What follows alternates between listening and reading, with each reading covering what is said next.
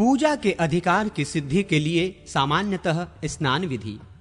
नारद जी बोले, विप्रवरों, पूजन आदि क्रियाओं के लिए पहले स्नान विधि का वर्णन करता हूं। पहले नरसिंह संबंधी बीज या मंत्र से मृतिका हाथ में लें। उसे 2 भागों में विभक्त कर एक भाग के द्वारा नाभि से लेकर पैरों तक लेपन करें। फिर दूसरे भाग के द्वारा अपने अन्य सब अंगों में लेपन कर मल स्नान संपन्न करें। तदनंतर शुद्ध स्नान के लिए जल में डुबकी लगाकर आचमन करें। नरसिंह मंत्र से न्यास करके आत्मरक्षा करें। इसके बाद तंत्रोक्त रीति से विधि स्नान करें और प्राणायाम आदि पूर्वक हृदय में भगवान विष्णु का ध्यान करते हुए ओम नमो नारायणाय इस अष्टाक्षर मंत्र से हाथ में मिट्टी लेकर उसके 3 भाग करें। फिर नरसिंह मंत्र के जप पूर्वक उन तीनों भागों से 3 बार दिग्बंध करें। इसके बाद ओम नमो भगवते वासुदेवाय इस वासुदेव मंत्र का जप करके संकल्प पूर्वक तीर्थ जल का स्पर्श करें।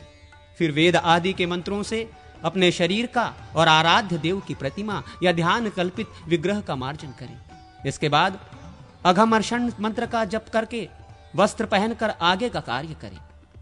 पहले अंगन्यास कर मार्जन मंत्रों से मार्जन करें।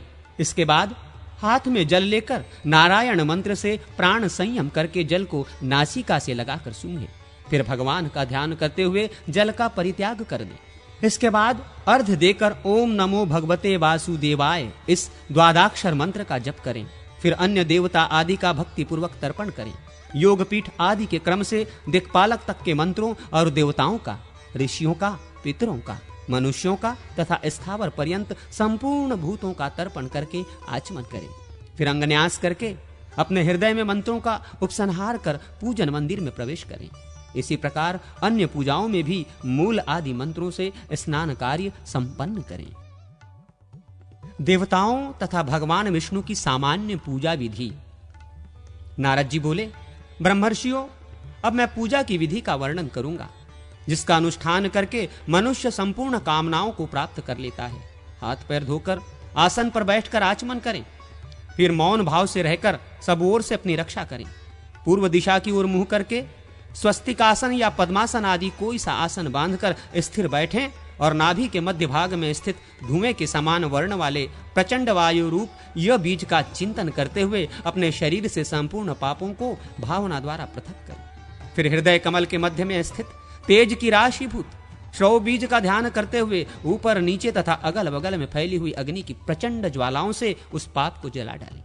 इसके बाद बुद्धिमान पुरुष आकाश में स्थित चंद्रमा की आकृति के समान किसी शांत ज्योति का ध्यान करे और उससे प्रवाहित होकर हृदय कमल में व्याप्त होने वाली सुधामय सलील की धाराओं से जो सुषुम्ना योनि के मार्ग से शरीर की सब नाड़ियों में फैल रही है, अपने निष्पाप शरीर को आप्लावित करें। इस प्रकार शरीर की शुद्धि करके तत्वों का नाश करें।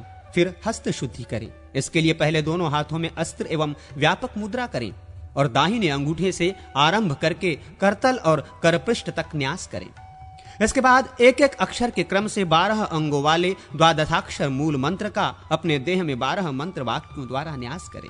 हृदय, सिर, शिखा, कवच, अस्त्र, नेत्र, उदर, पीठ, बाहु, उरु, घुटना, पैर, ये शरीर के 12 स्थान हैं। इनमें ही द्वादशाक्षर के एक एक वर्ण का न्यास करें। यथा ओम ओम नमः हृदय, ओम नमः शिश्रसी, ओम नमः शिखाय नमः इत्यादि। फिर मुद्रा समर्पण कर भगवान विष्णु का स्मरण करें और अष्टोत्तर शत मंत्र का जप करके पूजन करें। बाएं भाग में जलपात्र और दाहिने भाग में पूजा का सामना रखकर अस्त्राय फट मंत्र से उसको धो दें। इसके पश्चात गंध और पुष्प आदि से युक्त 2 अर्ध पात्र रखें। फिर हाथ में जल लेकर अस्त्राय फट इस मंत्र से अभिमंत्रित कर योग पीठ को सींच दें। उसके मध्य भाग में सर्वव्यापी चेतन ज्योतिर्मय परमेश्वर श्री हरि का ध्यान करके उस योग पीठ पर पूर्व आदि दिशाओं के क्रम से धर्म, ज्ञान, वैराग्य, ऐश्वर्य, अग्नि आदि दिक्पाल तथा अधर्म आदि के विग्रह की स्थापना करें। मंडल और विमला आदि शक्तियों की कमल के केसर के रूप में और ग्रहों की कर्णिका में स्थापना करें। पहले अपने हृदय में ध्यान करें, फिर मंडल में आवाहन करके पूजन करें। आवाहन के अनंतर क्रमशः अर्ध, पाद्य, आचमन, मधुक पर्व, स्नान, वस्त्र, यज्ञोपवीत, आभूषण, गंध, पुष्प, धूप, दीप और नैवेद्य आदि को पुंडराक्ष विद्या ओम नमो भगवते पुंडराक्षाय इस मंत्र से अर्पण करें। मंडल के पूर्व आदि द्वारों पर भगवान के विग्रह की सेवा में रहने वाले पार्षदों की पूजा करें। पूर्व के दरवाजे पर गरुड़ की, दक्षिण द्वार पर चक्र की, उत्तर वाले द्वार पर गदा की और ईशान तथा अग्निकोण में शंख एवं धनुष की स्थापना करें। भगवान के दाएं बाएं 2 तुणीर, बाएं भाग में तलवार और चर्म ढाल, दाहिने भाग में लक्ष्मी और वाम भाग में पुष्टि देवी की स्थापना करें। भगवान के सामने वनमाला, श्रीवत्स और कौस्तुभ को स्थापित करें। मंडल के बाहर दिक्पालों की स्थापना करें। मंडल के भीतर और बाहर स्थापित किए हुए सभी देवताओं की उनके नाम मंत्रों से पूजा करें। सबके अंत में भगवान विष्णु का पूजन करना चाहिए। अंगों सहित पृथक पृथक बीज मंत्रों से और सभी बीज मंत्रों को एक साथ पढ़कर भी भगवान का अर्चन करें। मंत्र जप करके भगवान की परिक्रमा करें और स्तुति के पश्चात अर्ध समर्पण कर हृदय में भगवान की स्थापना कर लें। फिर ये ध्यान करें कि परम ब्रह्म भगवान विष्णु मैं ही हूं। इस प्रकार अभेद भाव से चिंतन करके पूजन करना चाहिए।